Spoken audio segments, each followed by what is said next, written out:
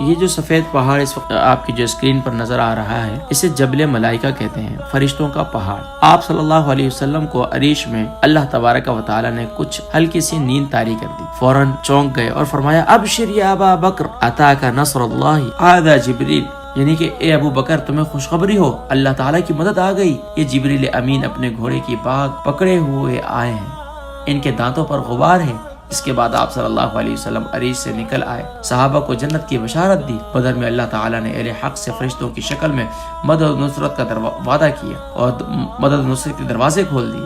پھر اللہ تعالیٰ نے فرشتوں کو نازل فرمایا۔ اس غزوے میں فرشتوں نے بھی سبحان اللہ اہل بدر کے ساتھ جو ہے اس میں شرکت کی، اس مارکے میں۔ ربی بن انس سے مروی ہے کہ بدر کے دن فرشتوں کے جو مقتولین تھے وہ انسانوں کے مقتولین سے بالکل علیحدہ طور پر پہچانے جاتے تھے۔ جن کو فرشتے مار رہے تھے وہ سبحان اللہ ان کی گردنوں اور پوروں پر الگ جو ہے نا وہ سیاہ نشان۔ اور سہیل بن حنیف کہتے ہیں کہ بدر کے دن ہم میں سے کوئی کسی کافر کی طرف آگے بڑھتا تو ہماری تلوار پہنچنے سے پہلے یہ وہ کٹ کر نیچے زمین پر گر جاتا اور یہ فرشتوں کی مار ہوتی۔ سیدنا سہیل بن سعد رضی اللہ تعالیٰ عنہ راوی ہیں کہ ابو اسید نے مجھ سے یہ کہا کہ بھتیجے اگر میں اور تو بدر میں ہوتے تو تجھ کو وہ گھاٹی دکھلاتا جہاں سے فرشتے ہماری مدد کے لیے برآمد ہوئے تھے، جس میں کوئی شک نہیں۔ بدر میں آج وہ پہاڑی موجود ہے جس کے بارے میں مشہور چلا آ رہا ہے کہ ملائکہ آسمان سے اس جگہ پر اترے تھے۔ اس پہاڑی کا نام جبل ملائکہ ہے جو آپ ماشاءاللہ اس وقت دیکھ رہے ہیں۔